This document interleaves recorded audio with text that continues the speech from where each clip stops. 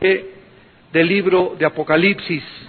Esta es nuestra tercera conferencia y hoy vamos a tener como título La Trinidad de Dios.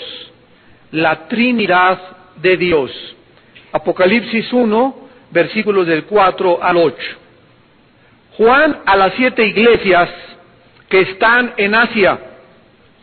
Gracia y paz a vosotros, del que es y que era y que ha de venir, y de los 7 espíritus que están delante de su trono, y de Jesucristo, el testigo fiel, el primogénito de los muertos y el soberano de los reyes de la tierra, al que nos amó y nos lavó de nuestros pecados con su sangre, y nos hizo reyes y sacerdotes para Dios su Padre. A él sea gloria e imperio por los siglos de los siglos. Amén. He aquí que viene con las nubes, y todo ojo le verá, y los que le traspasaron, y todos los linajes de la tierra harán lamentación por él. Sí, amén. Yo soy el alfa y la omega, principio y el fin, dice el Señor, el que es y que era, y que ha de venir, el Todopoderoso. Este mensaje, como ya pudimos ver en las conferencias anteriores, fue dirigido específicamente a 7 iglesias que estaban localizadas geográficamente en el Asia Menor. En la primera conferencia pudimos analizar que había mucho más iglesias en los tiempos de Juan en esa época. Sin embargo, el número 7 va a aparecer en nuestros estudios continua y repetidamente, porque el número 7 en la Biblia simboliza perfección o totalidad. Y vamos a ver que siempre que aparezca el número 7 como los 7 espíritus de Dios, las 7 trompetas, las 7 estrellas, las 7 iglesias, están simbolizando perfección, madurez o totalidad de acuerdo al contexto. Cuando la Biblia nos habla de que Dios escoge 7 iglesias, significa que estas iglesias están representando en la perfección a todas las iglesias de esa época, a todas las iglesias de estos tiempos y en particular a cada una según el mensaje que a cada uno de nosotros nos acomode o nos toque recibir del Espíritu de Dios. Cuando Dios le habla a la iglesia de Éfeso, era la iglesia, la palabra Éfeso significa deseada, es un mensaje para que se arrepientan porque perdieron su primer amor. Cuando le manda el mensaje a Laodicea, es para que se arrepientan de su tibieza. Y así cada mensaje de las 7 iglesias están relacionadas con cada iglesia, porque cada iglesia debe, a la luz del Espíritu Santo, analizarse para saber de qué cosas se tiene que arrepentir. Entonces, estas iglesias representan tanto a las iglesias locales como a todas las iglesias de todos los tiempos. El número 7 aparece 54 veces en el libro de Apocalipsis. 7 candelabros, 7 estrellas, 7 lámparas, 7 sellos, 7 trompetas, 7 cuernos arriba de Jesús, 7 ojos en Jesús, 7 ángeles, 7 plagas, 7 vasos, etcétera, etcétera. Ahora, ¿cuál es en primer lugar en esta noche el primer anuncio, el primer mensaje que Jesucristo nos manda a la iglesia? Porque este mensaje es después de su resurrección. Ya vimos que antes de Apocalipsis, Cristo no tenía la revelación que el Espíritu le dio después de resucitado y glorificado. Y Jesucristo comienza diciéndonos en el versículo 4, gracia y paz sean a vosotros. Gracia y paz sean a vosotros. Estas dos palabras significan algo tremendo, porque continuamente los apóstoles, al iniciar sus cartas, así se dirigían a los cristianos: que la gracia y la paz del Señor estén con ustedes. Vamos a ver en primer lugar que la palabra gracia, charis, en el griego, significa el favor y las bendiciones de Dios. En esta noche Dios te está diciendo: yo quiero, hijo mío, yo quiero, hija mía, que tú estés en favor conmigo para que yo te pueda bendecir. Yo quiero que tú estés en estado de gracia para que yo te pueda bendecir. La palabra gracia la aprendimos cuando recibimos la salvación. Efesios 2, 8, 9. Por gracia somos salvos. En ese momento Dios me regala, la palabra gracia significa un favor, un regalo de Dios no merecido, nos regala la salvación gratuitamente, sin que yo haya hecho, ni tú tampoco, nada, nunca en nuestra vida. Y si hubiéramos hecho algo en nuestra vida, que pudiéramos acercarnos a Dios y le dijéramos, Señor, ¿viste ese hospital que construí? Y los dulces que le regalé en Navidad a los niños, y cómo le sea fiel a mi esposa, cualquier buena obra que nosotros hayamos hecho, que creamos que puede aceptarnos Dios, por eso que hicimos, dice Isaías 64, delante de Dios son como trapos inmundos. O sea que la Biblia nos enseña que para poder acercarnos a Dios, tenemos que venir totalmente desposeídos de ninguna obra de la cual podamos jactarnos, por la cual Dios nos va a aceptar. Dios no nos acepta para perdonar nuestros pecados por las obras que hayamos hecho. Dios nos acepta porque nos acercamos a la cruz, reconocemos que no tenemos nada bueno que ofrecerle y creemos que Él nos debe de vestir y regalar la salvación y aceptarla con humildad. La salvación es por gracia, es un regalo de Dios. Ahora bien, ya recibí a Cristo ayer, por ejemplo, y ya estoy en gracia con Dios, porque ya tengo a Jesucristo y al Espíritu en mi corazón. Ahora, de aquí en adelante, en mi vida cristiana, todos los días, voy a necesitar la misma gracia que Dios me dio para que yo pudiera recibir a Cristo. Esa gracia la voy a necesitar todos los días ahora para estar manteniéndome en favor con Dios, para estar continuamente recibiendo sus bendiciones. La gracia y la salvación se llama gracia salvífica. Gracia salvífica. La gracia diaria, que es el poder que Dios nos da para hacer su voluntad, se llama gracia santificante. Entonces vemos que hay dos tipos de gracia en el Nuevo Testamento: la gracia para la salvación y la gracia de la cual está hablando ahorita el Dios a través de Juan, que nosotros necesitamos para poder vivir para Dios. La gracia santificante. Este es el primer anuncio y el mensaje de Dios a todos nosotros. Esta gracia solo la puedes encontrar en Jesucristo. Pon tú que en esta noche tú eres cristiano, pero sin embargo en esta noche tú vives en pecado. Y tú en esta noche no tienes una relación adecuada con tu esposa. Estás enojado con un primo, con un pariente, con tus padres, no has perdonado. Cualquier cosa que estorbe la gracia de Dios a tu vida, tú en esta noche no la podrías recibir. Porque esta gracia solamente la puedes recibir si te encuentras en este estado de gracia con la sangre de Cristo que nos limpia de todo pecado. Entonces, ¿qué cosa estorba que Dios me pueda favorecer hoy en la noche, de camino a mi casa, mañana? ¿Qué cosa me impide que Dios pueda darme las bendiciones que me quiere dar? Solamente hay una cosa que le impide a Dios hacer eso a mi vida y a tu vida, y se llama pecado. El pecado estorba, bloquea, detiene, obstaculiza, es igual que una basurita insignificante en la bomba de la gasolina. El carro puede arrancar y el arrancador no tiene ningún problema. La gasolina está circulando normalmente, pero entre la bomba de la gasolina y el carburador hay una insignificante basurita que está impidiendo que pueda arrancar el coche. Y esa basurita insignificante entre Dios y yo, ese pecadito que tú crees insignificante, basta para detener la gracia de Dios a mi vida.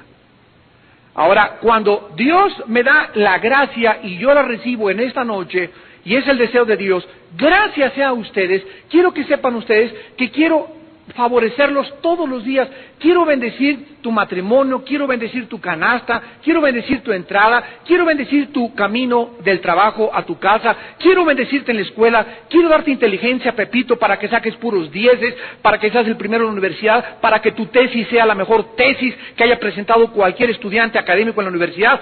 Quiero favorecerlos, es lo que Dios nos está diciendo. Como lo hizo con Daniel en capítulo 1 de Daniel. Daniel le dijo a Dios: Señor, yo prometo y determino no contaminarme. No me voy a casar con una muchacha que no sea cristiana, no me voy a casar con un muchacho que no sea cristiano, no voy a participar de las películas, ni de la música, ni del baile del mundo. Quiero mantenerme puro delante de tus ojos. Cuando Daniel hizo esta decisión, dice Daniel 1, Dios le dio inteligencia, Dios le dio sabiduría, Dios le dio un conocimiento que nadie en el imperio babilónico tenía. Por lo cual los mismos reyes mandaron a hablarle a Daniel, porque no había en nadie un espíritu como el espíritu que estaba del Dios viviente en la vida de Daniel. Eso es gracia. Nehemías vivía en el reino medo-persa y estaba ante Ciro, y le llegan noticias que habían quemado los muros de Jerusalén. Y Nehemías necesitaba pedirle permiso al rey y decirle: rey, déjame ir a la casa de mis padres a levantar las murallas de Jerusalén. Pero Nehemías sabía que cuando él se acercara al rey, necesitaba estar en gracia delante de Dios para que el rey le diera permiso. Esto se llama gracia, ser favorecidos. Tú vas a pedir un trabajo, necesitas cuando vayas al trabajo ir con la gracia de Dios que te acompañe, para que ese trabajo te lo den a ti y no a los 10 que firmaron la solicitud antes que tú. Cuando nosotros estamos en gracia hacia Dios, Dios nos da gracia en frente de los hombres. Tú necesitas gracia para que tu papá te dé permiso en la noche para irte con tu novio. Necesitas gracia para que tu esposo te dé permiso de venir a los estudios bíblicos de las mujeres. Necesitamos gracia para que el secretario de Hacienda, como nos recibió hace una semana, nos haya recibido y hayamos podido en la reunión tener gracia, o sea, encontramos favor ante sus ojos. Todo eso viene del cielo. Todo eso viene del cielo. Y es Dios quien lo otorga a sus hijos. Y en segundo lugar, la segunda cosa es la paz. Gracia y paz a ustedes. Esta paz es la palabra griega eirene, con E de Enrique, eirene, y significa unir dos cosas que estaban sueltas, o dos cosas que estaban separadas. Hay guerra entre un país y otro país. Cuando se hace la paz, los dos países se unen y lo que los separaba, lo que los dividía, ya no existe. Por eso es posible la paz.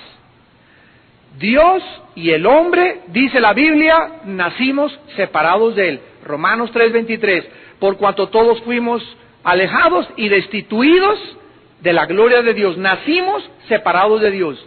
Dios manda a su Hijo en medio de Él y nosotros. Su Hijo es nuestra paz.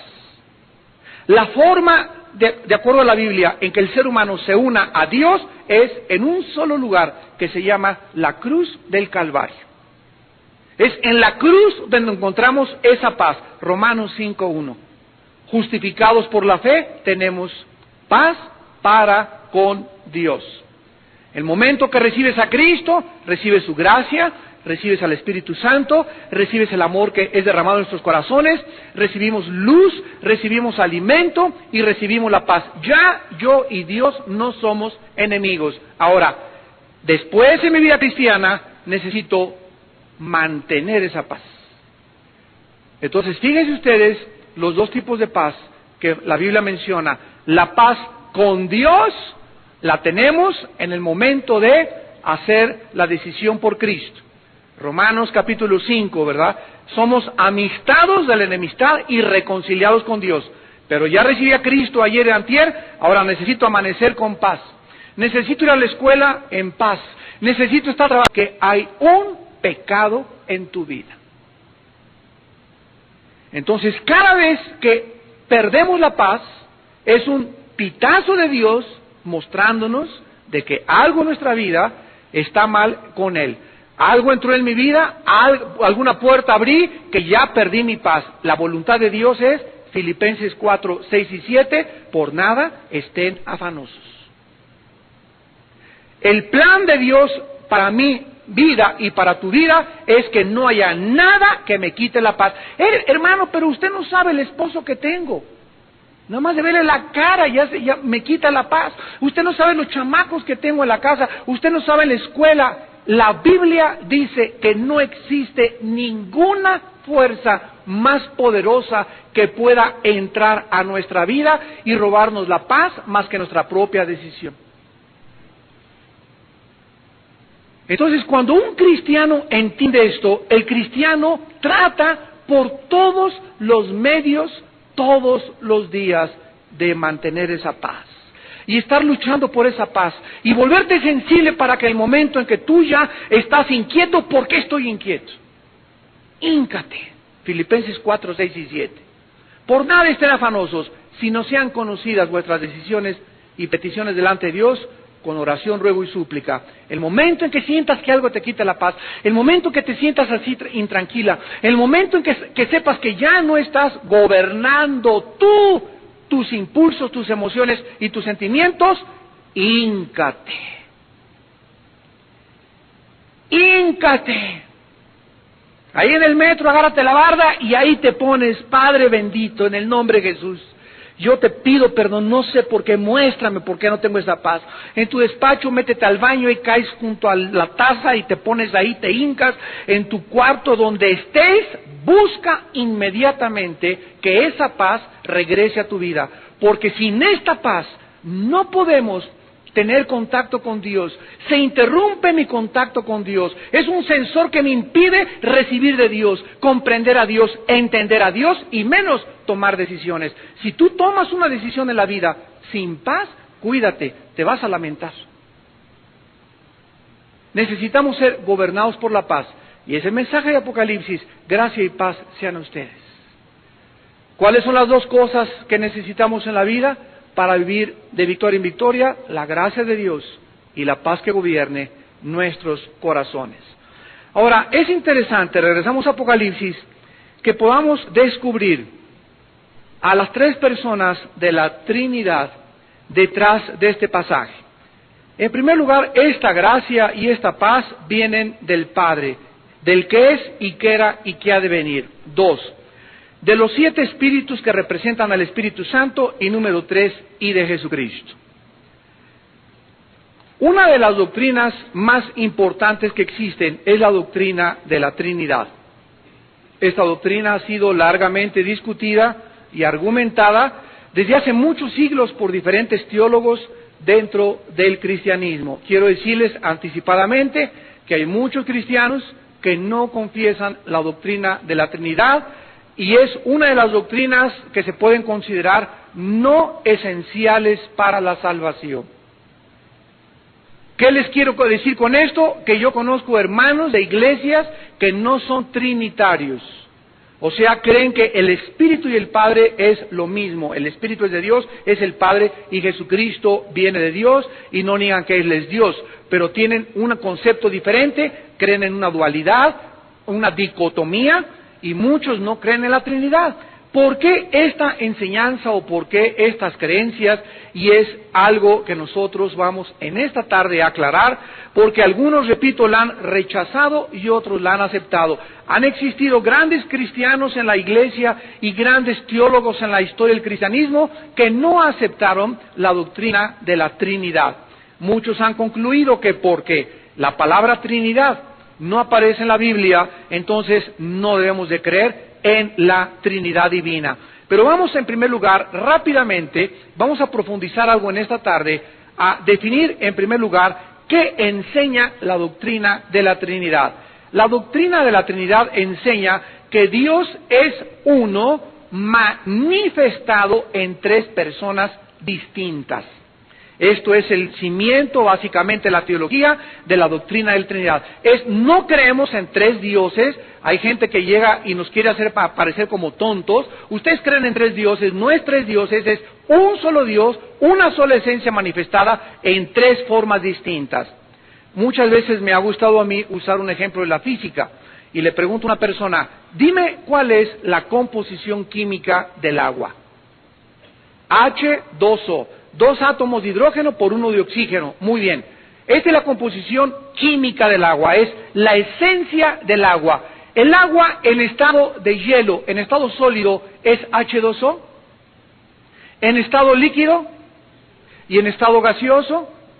Bueno, aquí vemos en la física una composición química manifestado en tres fenómenos diferentes, pero sin embargo manteniendo la misma esencia química.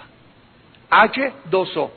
Dios es así. El hielo, el agua y el vapor no es que sean tres diferentes estados de la materia, es el mismo estado de la materia, pero bajo diferentes circunstancias, bajo el tiempo y el espacio, y bajo manifestaciones de fenómeno que son diferentes a la esencia H2O. Pero tanto el hielo, el gas y el agua líquida nos tienen la misma esencia. Dios es algo parecido.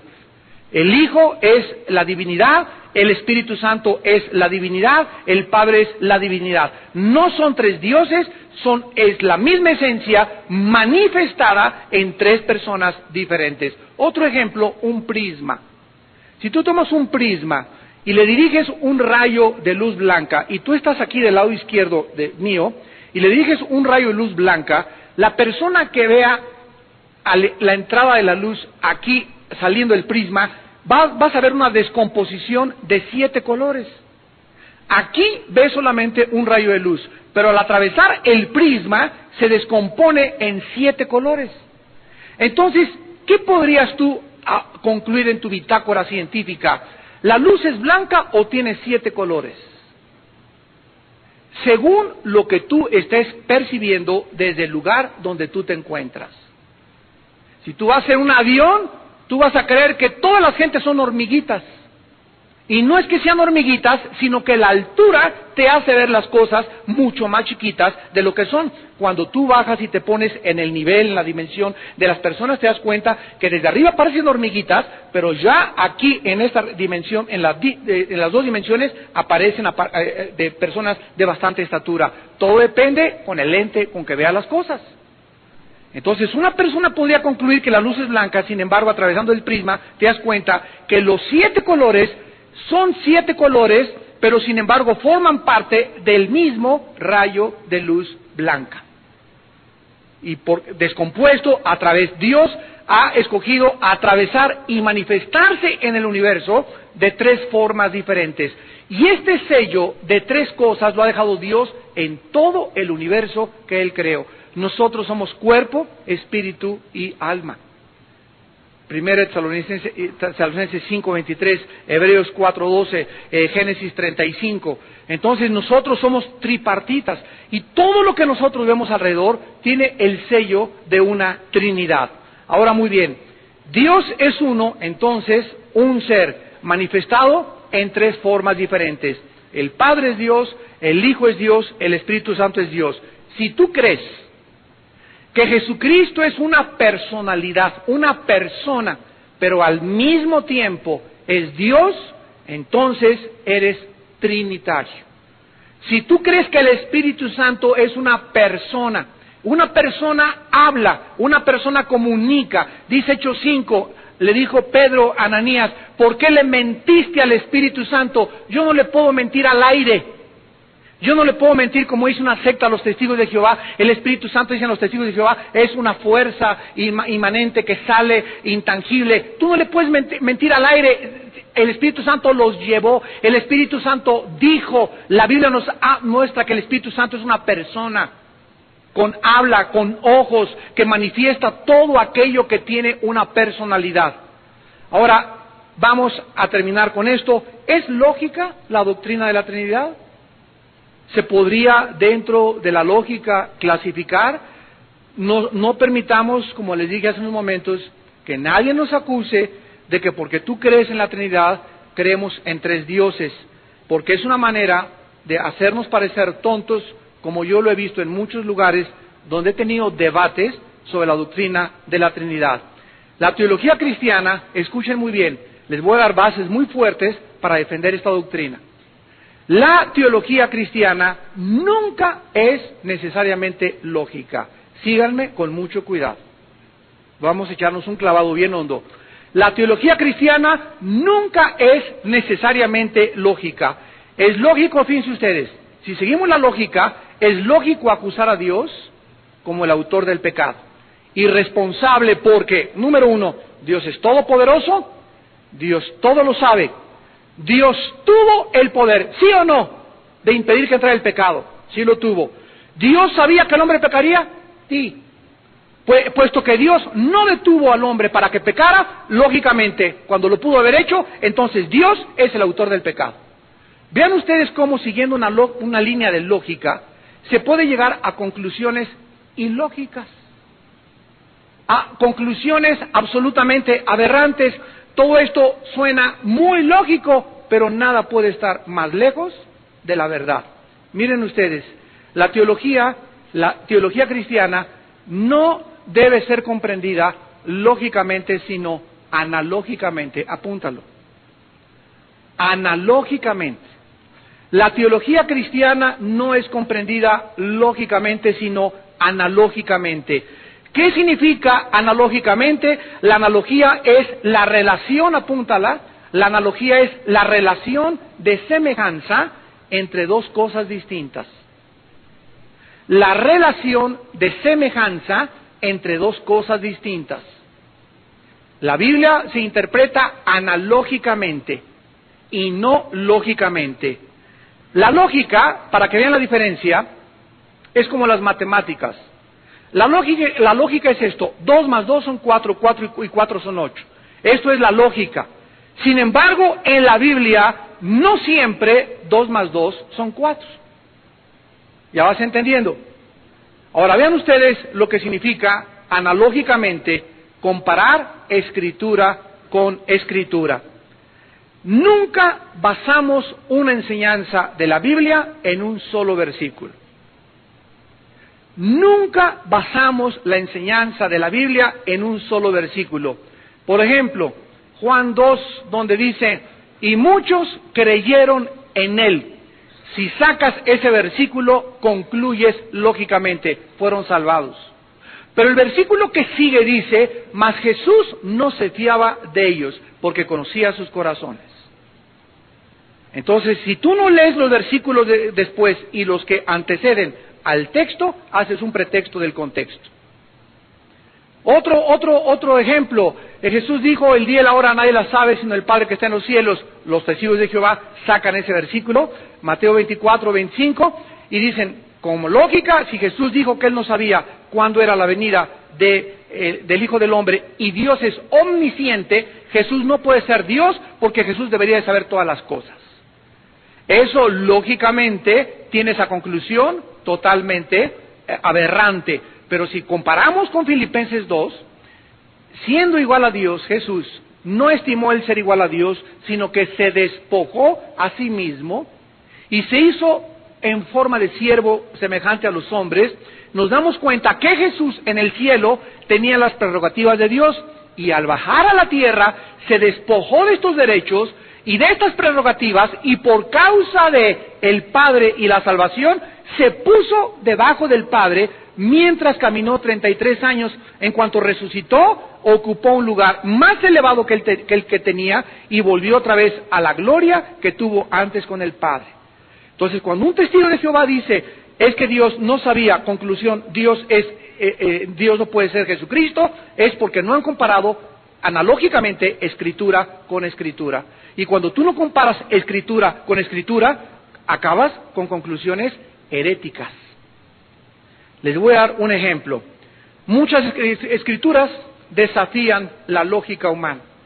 Abraham, sí, patrón, dame a tu hijo. Una orden de Dios, ¿no es verdad? O sea, lógicamente, Señor, yo no te entiendo. Si uso la lógica, ¿cómo me pides que te dé el hijo que tú me prometiste que a través de él viene la semilla. Primero me prometes, ¿son tus promesas verdaderas o son falsas? ¿Cómo me pides que te entregue a mi hijo? Esto es ilógico. Señor, tú no puedes darme esa orden. Josué, sí, ataca Jericó. Llegó la hora, mis generales. A ver, lanzas, redes, catapultas de asalto. Vamos contra Jericó. Hagan ejercicio, pónganse a hacer pesas en la noche, porque vamos a agarrarnos, pero duro contra esos cuates de Jericó. Van a ver nomás cómo les veré en feria. Señor, ya estamos listos. Aquí está tu ejército. Den una vuelta marchando. Sí, señor. Den una vuelta marchando. Nos estás entrenando, ¿verdad, señor? ¿Tú crees que no tenemos condición física, verdad? Sí, cálmense, van a ver mañana, al otro día, otra vuelta. Yo creo que el Señor cree que hay muchos desnutridos aquí. Sí, señor, ¿cómo no? Al cuarto o quinto día, los generales de Josué han de haber dicho, ya le calentó el sol. Esto es lo más absurdo que podamos como soldados en la milicia hacer. Y al final, denle 7 vueltas y tocan las trompetas. Y cuando tocan las trompetas, las murallas se caen. Esto desafiaba la lógica militar. Y sin embargo, son los caminos de Dios, porque los caminos de Dios no son nuestros caminos, y los pensamientos de Dios no es la lógica que usamos nosotros aquí abajo. Entonces cuando vienes a la Biblia te comienzas a acomodar a los pensamientos de Dios. Dios te dice, no te cases con un muchacho que no sea cristiano. Eso desafía mi lógica, padre. Tú no sabes quién es él. Mira, tiene billete, tiene coche, tiene carrera, y además él sigue su religión y es muy buena gente. Mis papás lo quieren mucho, él nos trae juguetes en Navidad y nos ha ayudado en la familia, y estoy segurísimo que hay cristianos, hay muchos que son peores que él. Él es mejor que muchos amigos que yo conozco. ¿Te das cuenta cómo desafía tu lógica? Pero si tú tienes fe y crees en Dios, ¿qué haces? La lógica la desechas. Yo no sé todo el panqué marinela que me vaya a comer con este cuate. Lo único que sé es que Dios me dice que si no es hijo de Dios no me case con él. Así sea champurrado y así sea cara de Santa Claus y así tenga lo que tenga, Dios me dice una cosa, por fe lo creo. Y en ese momento entras en el camino de Dios. Porque Dios desafía nuestra lógica. Mujeres, respetan a los maridos. Es que mi marido es un justo, es que tú no sabes cómo me trata mi marido. Respétalo, sométete a él, ora por él. Desafía la lógica, ¿verdad? ¿Por qué? Porque por lógica tu cuñada te dice, no te dejes, dale un bolsazo. Esta es la lógica humana. Dios dice, mía es la venganza, no os venguéis ustedes, amados míos. Va contra la lógica. Nuestro deseo es, no, al que me la hace la paga, a mí, cuidado porque yo sí te surto. Y Dios nos dice, no sean vencidos por el mal, venzan el mal con el bien. Dios desafía la lógica humana. Finalmente, la cruz de Cristo. Los judíos estaban enfrente de la cruz en el monte Calvario y veían a Jesús y decían, ¿cómo puede ser Dios si la Torah en el libro de Deuteronomio dice, maldito el que es colgado en un madero? ¿Cómo puede Dios ser maldecido? ¿Y cómo puede? Si tú eres el Salvador, bájate la cruz. Ya no nos engañas. La cruz hizo pedazos la lógica y la sabiduría humana. Dice 1 Corintios 1:18, porque la palabra de la cruz es locura. Ahí está, a la lógica. Es locura al que se pierde. Dice Mateo 11:25 al 28, Dios escogió estas cosas, esto que estamos hablando, estas cosas sabias y profundas, y las escondió de los sabios, y las escondió de los entendidos, para que nadie con su propia lógica quiera llegar a comprender a Dios. A Dios se le comprende por revelación, no por lógica, y la Escritura analógicamente. Cuando nosotros no sabemos esto, la gente afuera nos hace pedazos.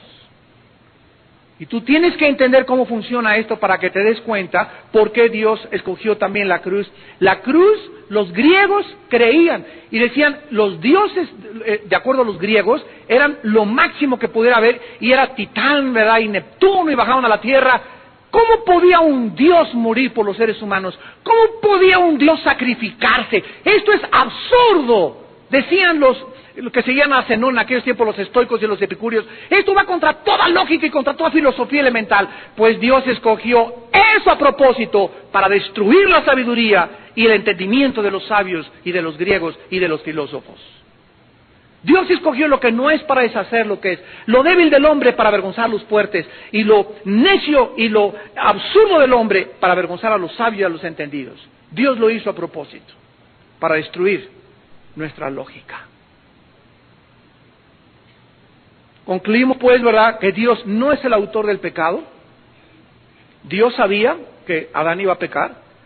Dios sabía que el pecado iba a entrar al universo. Sin embargo, Dios, al darle la libertad a las criaturas que Él creó, los hizo responsables de la entrada al pecado, aunque Él sabía que el pecado iba a entrar, y lo usó como una bendición para demostrar en los siglos venideros las abundantes riquezas de su gracia para con nosotros en Cristo Jesús. Efesios capítulo 2. ¿Qué les quiero decir? Que Dios simplemente pudo no haber creado criaturas. Este domingo estábamos mi mamá y yo y mis hijos y comiendo ahí con una tía de nosotros que es muy, ¿verdad?, muy filósofa y no le ha podido caer el 20. Y me hizo esa pregunta: ¿por qué si Dios, yo soy sobrino, ¿por qué Armandito me dijo, si Dios es Dios, ¿por qué no sabe el pecado? Y me dijo que nadie le había podido contestar esa pregunta. Y le dije: tía, mira, Dios pudo no haber creado nada simplemente así, nada. Y seguir el Padre, el Hijo, el Espíritu Santo por los siglos de los siglos allá en la eternidad. En segundo lugar, Dios pudo haber creado una raza humana robótica, que el pecado no entrara. ¿Lo pudo hacer? Claro que lo pudo hacer, pero hubieran sido puros robots. Pero a Dios le dio su real gana. Y Él en su inmensa sabiduría ha escogido y eligió, comparado a nuestra lógica. Pues yo, si hubiera sido Dios, no hubiera creado nada. En primer lugar, no dices tanto porque la nada no se puede comparar con la nada, bruto. Dios en su inmensa sabiduría escoge crear seres que escojan adorarlo y servirlo y amarlo libremente. Y eso era el riesgo de que el mal entrara al universo. Dios corrió ese riesgo y Él pagó por ese riesgo, muriendo Él mismo en una cruz. Cuando nosotros vemos esto, también encontramos que la Trinidad es una doctrina que desafía la lógica. Sin embargo, hay algo que es importante y que no podemos hacer a un lado. Rápidamente, miren ustedes, en Génesis 1:26, inclusive en el Antiguo Testamento, cuando hemos hablado también con rabinos, muchos rabís que yo he hablado con ellos, muy sinceros, me han dicho: Armando, es que ustedes son politeístas porque creen en 3 dioses. ¿Por qué se expresan de esa manera? Porque, te repito, no han entendido ni siquiera el concepto de la Trinidad. No son 3 dioses. Y entonces, yo he tenido oportunidad de compartir esto a muchos judíos, porque acuérdense que en Deuteronomio 6:4 dice en hebreo: Shema Yisrael, Adonai Elohim, Adonai Echad, que significa: oye Israel, Jehová tu Dios, Jehová uno es. Y los judíos fueron la única cultura en la antigüedad que dieron testimonio de un solo Dios, del monoteísmo.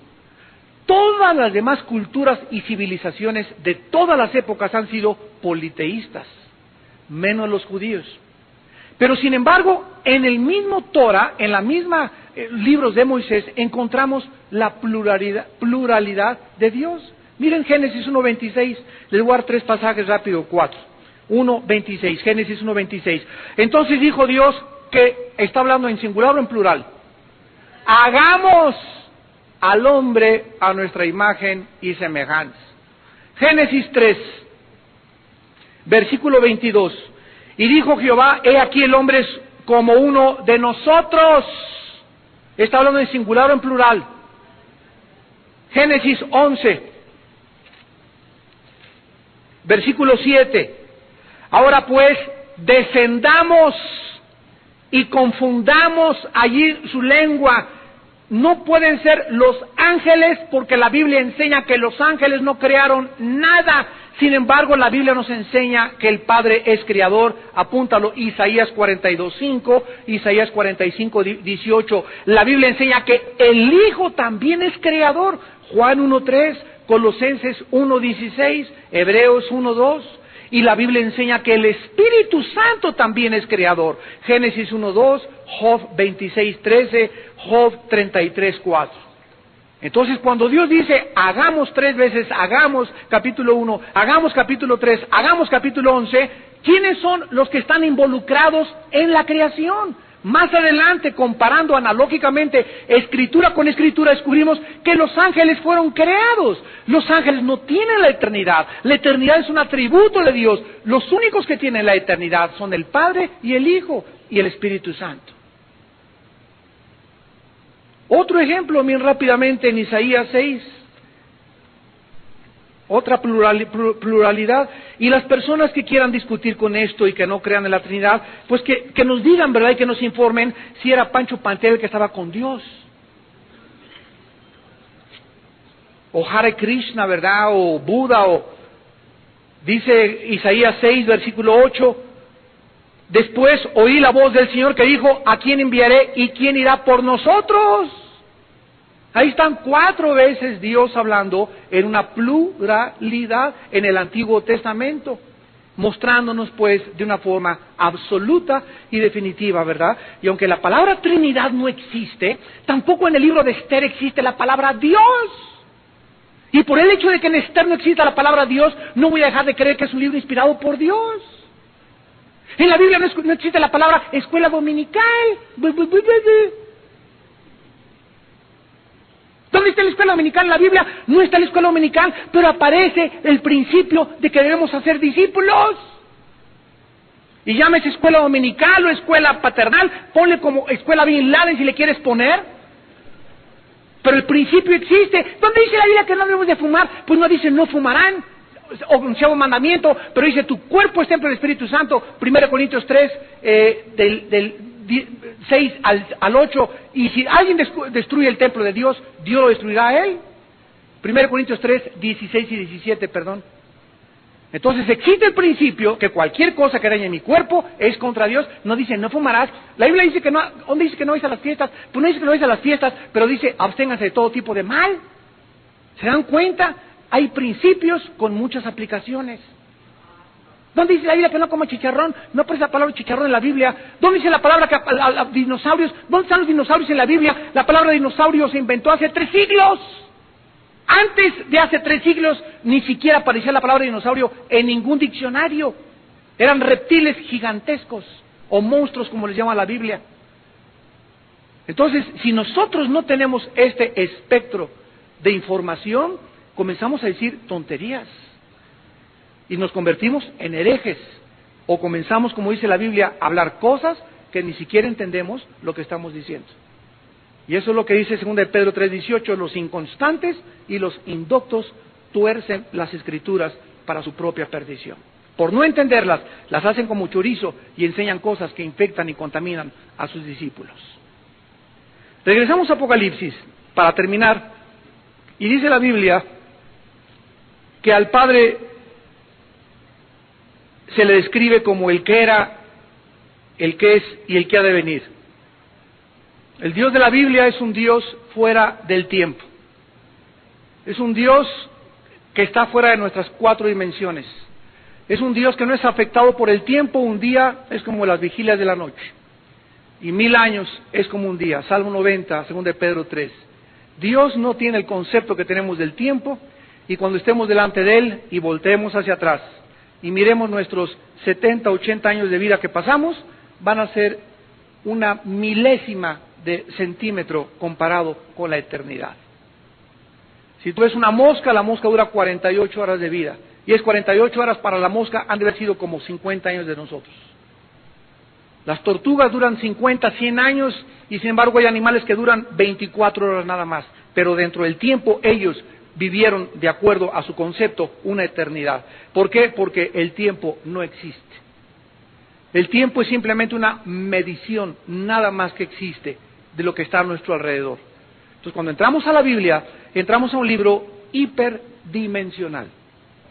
que rebasa y sobrepasa las dimensiones en las cuales el ser humano ha sido confinado por Dios.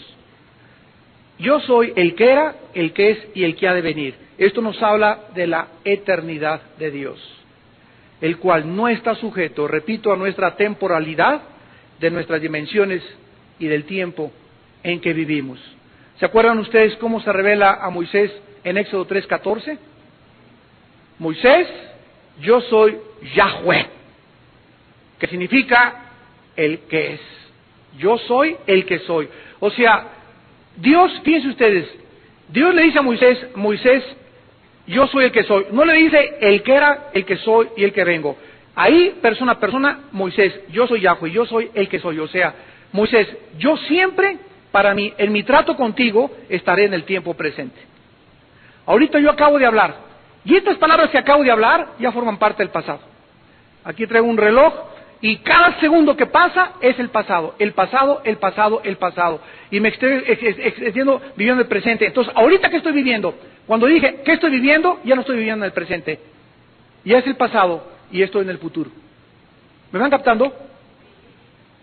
¿Capiche? La eternidad es un atributo de Dios nada más. ¿Por qué María no puede ser madre de Jesús? Porque María nació de un hombre y de una madre. Y María no existía antes de nacer en el vientre de su padre y de su madre. Jesús le dijo a María, antes de que yo naciera, ya era. Antes de que era Abraham, le dijo a los fariseos, yo ya existía. Juan 1:1, en el principio era el verbo era con Dios y el verbo era Dios. Todas las cosas por él fueron hechas y nada de lo que ha sido hecho fue hecho sin él. En él estaba la vida era la luz de los hombres. Está hablando de Jesucristo y se le está diciendo que él es Dios. Cuando dice la Biblia el Espíritu Santo entre 8 días, vamos a estudiar los 7 Espíritus de Dios con más detención, pero rápidamente vayamos y entendamos qué significa en Apocalipsis 1:4 los 7 espíritus que están delante de su trono. Ya vimos el simbolismo del 7. El Espíritu Santo es uno también, pero aquí vemos que el Espíritu Santo se manifiesta exactamente como el prisma. El Espíritu Santo es como un rayo de luz que se descompone en 7. Y Dios quiere que cada una de estas 7 particularidades que vamos a estudiar con detenimiento en la próxima clase, cada una de este abanico de las 7 manifestaciones del Espíritu Santo que habitaron en Jesús. Dice la Biblia que en Jesús habitaba la plenitud de la deidad. O sea que en la persona de Jesús estaba el Espíritu Santo manifestado en sus 7, en este abanico de 7 manifestaciones. En todas las manifestaciones, Jesucristo tenía al Espíritu de Dios. Nosotros tenemos algunos 2, algunos 3, algunos 4, ¿verdad? Pues el anhelo de Dios que seamos llenos de toda la plenitud de su poder. Dice en Isaías 11:2, los 7 Espíritus de Dios. ¿Cuáles son? Y reposará sobre él, está hablando de Jesús, proféticamente. Reposará sobre él, número 1, Espíritu de Jehová. 2, Espíritu de sabiduría. 3, de inteligencia. 4, de consejo. 5, de poder. 6, de conocimiento. Y 7, de temor de Jehová. Vemos pues que estos 7 manifestaciones forman parte del mismo Espíritu. No son 7 espíritus, es la perfección y la total plenitud y llenura del Espíritu de Dios. Por ejemplo, cuando Pablo ora a los efesios ya eran cristianos. Y los efesios ya habían sido bautizados en agua y ya habían recibido el Espíritu Santo. Y Pablo ora y dice, te pido que sean llenos de un espíritu de sabiduría y de conocimiento en revelación de ti, Señor. Fíjense, o sea, que estos cristianos no tenían el Espíritu Santo, pero no tenían la sabiduría ni el conocimiento del Espíritu Santo. Y Pablo ora que esa iglesia fuera llena de estas 2 características del Espíritu de Dios. Muchos de ustedes también pueden carecer de estas 2 manifestaciones del Espíritu Santo. Hay cristianos que no tienen ni pizca de sabiduría. Hay cristianos que no tienen ni pizca de conocimiento. Hay cristianos que no tienen ni pizca de revelación de Dios. Hay cristianos que no tienen ni pizca de temor de Dios, ni pizca de inteligencia de Dios espiritual. Y nada es culpa de Dios. Él te da todo lo que tú le pidas. Y todo lo que tú puedas recibir de su Espíritu, Dios lo tiene reservado para tu vida. Y finalmente, de Jesucristo en Apocalipsis se menciona como el testigo fiel. Y se nos presenta a Cristo de una manera triple. Fíjense ustedes, Jesús aquí se manifiesta triple. El testigo fiel, 1, el primogénito de los muertos, y 2, y el soberano de los reyes, 3. Cristo es presentado en su triple oficio ante el Padre y ante nosotros. Cristo es presentado como profeta, el testigo de Dios. Un testigo es una persona que habla o dice algo que vio u oyó. Él nos trajo la palabra de Dios, Hebreos 1:1, Dios habiendo hablado muchas veces y de muchas formas, en otros tiempos por los profetas, ahora en estos tiempos nos ha hablado por el Hijo, a quien constituyó heredero de todo y por quien asimismo hizo el universo, el cual siendo la misma forma e imagen de su sustancia, y después de haber hecho la purificación de nuestros pecados, se sentó a la diestra del Padre en las alturas. Ahí se nos presenta Hebreos 1, del 1 al 3, a Jesús como el profeta de Dios. En segundo lugar, como el sacerdote. Dice la Biblia que Él es el primogénito de los muertos y es aquel que se ofreció en sacrificio, en ofrenda y en el sacerdocio en nuestro lugar en la cruz. En el Antiguo Testamento había el que traía la ofrenda, lo estamos viendo los domingos en Levítico, viene la familia Díaz con la ofrenda. El sacerdote recibe la ofrenda y el sacerdote le clavaba el puñal al sacrificio. Cristo en la cruz fue la ofrenda, el sacrificio y el sacerdote, las tres cosas al mismo tiempo.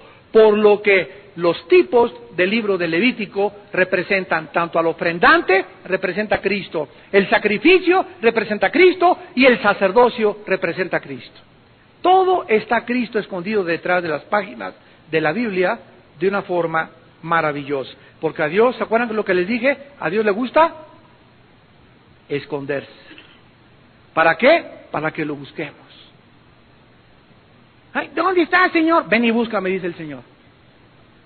Yo no entiendo esto. Ve y busca. Ahí tiradote. Vaya y pares y comienza a buscar y agarra el pico y haga hoyos para que salga el petróleo. Yo quiero que salga petróleo. Tienes que hacer picos y tienes que taladrar y tienes que meterte una mina y tienes que escarbar. Todo aquello que tú busques lo vas a encontrar. Nada lo haces en estado de letargo, ni de flojera, ni de apatía espiritual. Nunca lees la Biblia, nunca oras, nunca ayunas. ¿Cómo puedes encontrar los tesoros y las piedras de la Biblia? Cuando hay un principio que dice, me encontrarás porque me buscarás. Porque al que busca, encuentra. El que pide, se le da. Y al que toca, se le abre. Entonces Cristo nos es mostrado, ¿verdad?, como sacerdote, y dice en Apocalipsis 1:5, al soberano de los reyes de la tierra. Cristo fue profeta, sacerdote y rey, porque Él vive actualmente gobernando el universo desde arriba con su Padre en las alturas. Versículo 7, aquí viene con las nubes y todo ojo lo verá y los que le traspasaron. Cuando Jesús venga, va a ser, Mateo 24, visto por el occidente y por el oriente. A ver, explíqueme, hermano, porque cuando en el oriente es de noche, aquí es de día, y cuando aquí es de día, allá es de noche. Y aquí dice la Biblia que cuando Jesús venga, el occidente y el oriente, todo ojo le verá. ¿Cómo está eso? Porque la Biblia enseña que cuando Él venga, Zacarías 14, del 1 al 10, no será ni de día ni de noche. Dios detendrá totalmente el movimiento de la tierra en relación con el sol y con la luna, y en el oriente y en el occidente será exactamente el mismo día, la misma claridad, y se podrá ver a Jesucristo. Dice Romanos 11, 25 y 26, que cuando venga Cristo todo Israel será salvo. se convertirán al Mesías, a quien traspasaron, dice la Biblia, y harán lamentación por él. Zacarías 14 dice que será derramado el espíritu de gracia sobre Israel y podrán verdaderamente recordar que aquel que murió en la cruz era verdaderamente el Yeshua HaMashiach, el Mesías enviado por Dios. Y termina este pasaje en el versículo 8 de Apocalipsis diciendo: yo soy el alfa, el omega, el principio y el fin. Saben ustedes que el alfa es la primera letra del abecedario griego, y la omega es la última letra, es como la A y la Z. Yo soy la A y yo soy la Z. Y en medio de la A y la Z, ¿qué hay? Pues todo el abecedario, ¿no? Cuando Dios dice yo soy el principio, ustedes saben que hay un principio, de Génesis 1:1, en el principio Dios hizo, Dios creó los cielos y la tierra. Antes de ese principio, ¿qué existía? Antes de ese principio no existía el tiempo. Cuando dice Génesis 1:1, Bereshit Elohim Asamayim Eretz, en el hebreo, dice, en el principio Dios creó el tiempo, el espacio y lo que existe. Hubo un inicio del tiempo. Ahí comenzó a contar el tiempo. Dice en Apocalipsis que el tiempo ya no será más después de que Dios acabe su obra en este mundo. Entonces, cuando Jesús dice, yo soy el alfa y yo soy la omega, nos está diciendo que el Hijo de Dios es el principio y es el final. ¿Quién está en medio? La historia de la humanidad. Yo estoy aquí en medio, tú estás aquí en medio, y Dios me dice, Armando, yo soy el principio, desde el vientre de tu madre te conocí, desde el vientre de tu madre yo supe cómo te iban a poner, quién iban a ser tus papás, y el día de tu muerte estaré contigo, y cuando tú estés delante de mí, quiero que sepas que no debes de tener miedo, porque si yo soy el principio y yo soy el final, yo sé necesariamente lo que te va a suceder en medio. No temas, yo estoy contigo. Gracias, Señor. Gracias, Padre. Bendito seas. Bendito seas. Estas verdades son las que deben alentar nuestra vida para vivir para Él. Estas verdades son las que deben estremecer las fibras más íntimas de nuestra alma. Estas verdades y estas realidades que cobran una dimensión para aquellos que entienden y que caminan en el Espíritu, son cosas que animan y nos alientan, como el pastor. El pastor, cuando trae a las ovejas, saben ustedes que las ovejas son semisordas y semiciegas, y se comparan con nosotros. Entonces una oveja ve como 2 metros o 3 metros máximo, y no ve más lejos al pastor. ¿Cómo le hace una oveja para seguir a su pastor cuando no puede ver más de 2 o 3 metros? El pastor trae un cayado y golpea las rocas, y la oveja, aunque no vea al pastor, lo sigue por el sonido de la vara golpeando el suelo.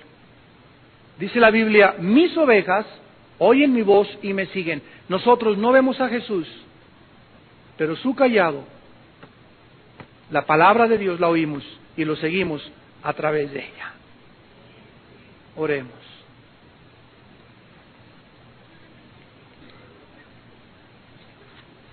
Bendito Dios y Padre de nuestro Señor Jesucristo,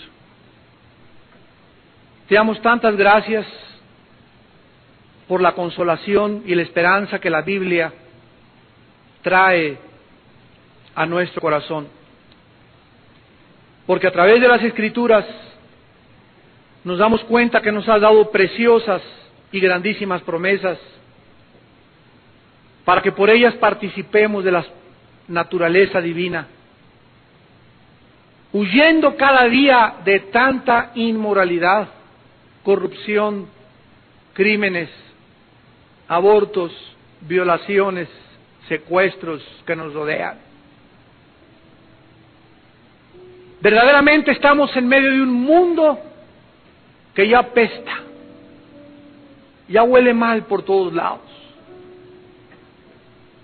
Mantengamos la paz en medio de tanta incertidumbre. Mi paz les dejo, mi paz les doy, dijo Jesús. No permitan que nada de lo que está sucediendo alrededor de ustedes entre y robe y estorbe la semilla que les planté. Porque esa fe que Dios nos ha dado es esa semilla incorruptible, eterna y preciosa que debemos diario regar y sensibilizarnos a la voz del Espíritu Santo para no alejarnos ni permitir que la maldad nos enfríe como hermanos y hermanas que somos, miembros de la familia de Dios. Te damos gracias, Señor, porque nos has hecho renacer para una esperanza viva por medio de la resurrección de Cristo de entre los muertos,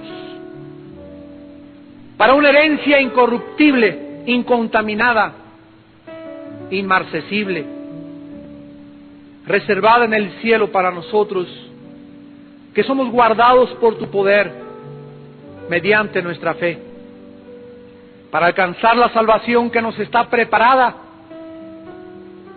y que va a ser manifestada en el tiempo que tú has determinado que suceda.